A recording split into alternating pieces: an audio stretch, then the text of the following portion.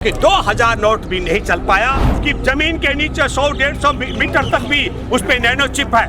मेरे पास तब मोबाइल था 13,500 रुपए वाला। हमने 2000 के नोट का टुकड़ा टुकड़ा करके देखा, उसमें कहीं चिप मिली नहीं है। आतंकवाद पर विराम लगाने की बात, आतंकवाद खत्म करने की बात करके पुलवामा में आतंकी हमले में जवानों को भरवाया जा सकता है। खुद ही पहले भी जो है नोटबंदी करके जापान गया था। मुझे लगता है उसको अपना रिश्ता बताना चाहिए, क्या खेल है। खुद ही 2000 के नोटबंदी करा करके भी जापान जा रहा है। ये भी एक षड्यंत्र का खेल हो सकता है। करा रहा है कि 2000 नोट भी नहीं चल पाया, 2000 का नोट भी नहीं चला। आपने देखा होगा कि बजरंगबली भी नहीं चला, बजरंगबली में ठोकर मार दिया। नोट भी इनको धोखा दे गए 2000 के। और मुझे लगता है कि राम से भी अब इन्होंने क्या कर दिया, अब बजरंगबली को छोड़ दिया, 2000 के नोट बंद कर दिए, राम का भी पल्ला छोड़ दिया। अब एक कोई पकड़ लिया उन्होंने, वो एक जादूगर है, क्या उसका नाम धीरेन्द्र, क्या धीरेन्द्र शास्त्री एक लड़का है, वो जादूगर है। उससे बढ़िया एक लड़की है, वो क्या नाम, सुहानी कहती है कि भाई देखो ये फेस रीडिंग का मामला है। और वो इनका जादूगर कहता है कि नहीं, हमारी तो हनुमान जी के साथ बात होती है। तो अब हनुमान जी के साथ अगर बात करने वाला वो धीरेन्द्र शास्त्री इनका है, तो धीरेन्द्र शास्त्री को ये बताना चाहिए था कि नरेंद्र मोदी तुम्हारी हनुमान सुनवाई करना बंद कर दिए, मूर्ख तुम उनका नाम लेना बंद कर दो। वो तो अरे भाई, मैं आपके माध्यम से गंभीरता से कहा जा रहा है कि मतलब एक भ्रष्टाचार खत्म करने की, काला धन वापस लाने की एक प्रक्रिया शुरू हो गई है इस तरीके से। नहीं, एक बात बताइए यार, नहीं कौन सी प्रक्रिया और कब प्रक्रिया शुरू होती है और कब खत्म होती है। नरेंद्र मोदी जब आया था तो ये वादा करके आया था सत्ता में कि मैं काला धन वापस लाने वाला हूँ, सबके खाते में 15-15 लाख जमा कराने वाला हूँ, किसानों को लाभकारी मूल्य देने वाला हूँ, सबके अच्छे दिन लाने वाला हूँ। हमारे देश में हुआ क्या? किसान सड़कों पर, आपने देखा बेटियां सड़कों पर, आपने देखा बेरोजगार 45 करोड़ बेरोजगार सड़कों पर, आपने देखा हमारे देश के भूतपूर्व सैनिक सड़कों पर। तो किसान सड़कों पर, देश के बच्चे सड़कों पर, देश की बेटियां सड़कों पर, देश की रक्षा करने वाले जवान सड़कों पर, सबको सड़क पर, देश के व्यापारी सड़कों पर। नेताओं के बच्चे नहीं है ना। एक बात बताइए, 2016 में जब नए नोट आए, वो पुराने नोट बंद हुए, इसके बाद फिर 2022 में 2000 के नोट बंद कर दिया। उस समय पे नैनो चिप की भी बात कही गई थी। नहीं, एक बात सुनिए, जो आप नैनो चिप की बात करने वाले जो पत्रकार हैं, देखो मैं फिर कहना चाहता हूँ, वही बेशरम पत्रकार हैं जो तोता की तरह, जिस दिन आर्यन खान को इनका जो जीजा है ना, समीर बानखेड़े ने जब गिरफ्तार किया था, तब तोता की तरह गिड़गिड़ा रहे थे, कह रहे थे कि देखो सुनो कि एक्टर भी और उनके बेटे भी और उनके बच्चे भी नशा करते हैं। और अब वही कह रहे हैं कि देखो बेगुनाह को फंसा दिया, बेगुनाह को फंसा दिया। वही कह रहे थे कि जमीन के नीचे 100-150 मीटर तक भी उस पे नैनो चिप है। मेरे पास तब मोबाइल था 13,500 रुपए वाला, मैं उसको लेके घूमता हूँ। अभी मेरे पास है A52 है ना, गैलेक्सी का, मैं ऐसा लेकर घूमता हूँ। नेटवर्क काम नहीं करता MTNL का, मैं सच्चाई बता रहा हूँ आपको, आपके माध्यम से गंभीरता से कह रहा हूँ। मेरा विजय बिहार में जो घर है, तो MTNL का नेटवर्क काम नहीं करता है। और भाई कई लोगों का मैं देख रहा हूँ सोशल मीडिया पे, उन्होंने कहा साहब हमने 2000 के नोट का टुकड़ा टुकड़ा करके देखा, उसमें कहीं चिप मिली नहीं है। तो ये मैं आपके माध्यम से फिर एक बात बताना चाहता हूँ दर्शकों को। हमारे देश की आज़ादी की जंग में इनका एक कायर सावरकर था, जो आधी लड़ाई के बीच में इनका मुखबिर बन गया था गोरों का।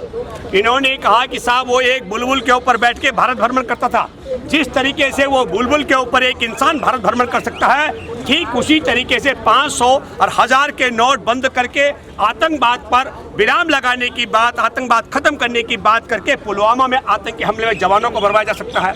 उसी तरीके से जैसे बुलबुल के ऊपर आदमी को घुमा सकते हैं आप भारत भ्रमण में, वैसे ही आप बता सकते हैं कि 2000 के नोट में नैनो चिप थी। उसी तरीके से फिर 2022 में कर्नाटक में 2-2 के नोट बांटने पर, बजरंगबली का नारा लगाने पर, जब आप दोनों फेल हो जाओ, तो अब आप एक है कि भाई वो दावा करता है कि मैं बजरंगबली का भक्त हूँ, बजरंगबली मेरी बात सुनते हैं, मैं सीधा संवाद करता हूँ। अभी तो बिहार में है वो, हाँ, उसकी शरण में चले गए।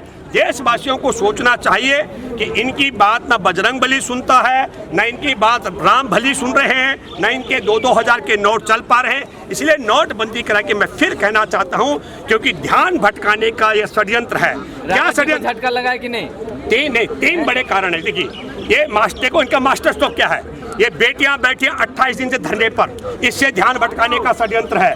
तो हमारे देश के 4 राज्यों के राज्यपाल सत्यपाल मलिक ने कहा पुलवामा में जवान मरवा दिए, हत्या करवाई जवानों के, 40 जवानों की, इससे ध्यान भटकाने का षड्यंत्र है। और तीसरा महत्वपूर्ण ध्यान भटकाने का है हमारे देश के सामरिक दृष्टि से बंदरगाह, एयरपोर्ट और हवाई क्या कहते हैं रेलवे लाइन और हमारे जो हथियार बनाने की कंपनियां, चीनी का एक नागरिक है चांग चुंग लिंग, उसके साझेदार गौतम अदानी को बेचने का जो षड्यंत्र से ध्यान भटकाने का षड्यंत्र है। और हमारे देश की 45 करोड़ आबादी, इस समय जो आबादी कह रहा हूं मैं, युवाओं की जो बेरोजगारी की कतार में खड़ी है, हमारे देश के आपको मालूम है कि वो उन्होंने रोजगार की इच्छा ही त्याग दी है।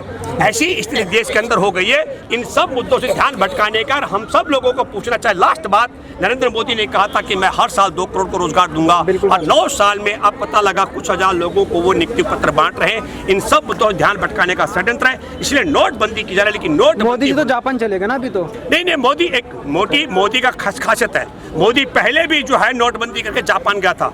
मुझे लगता है उसको अपना रिश्ता बताना चाहिए, क्या खेल है।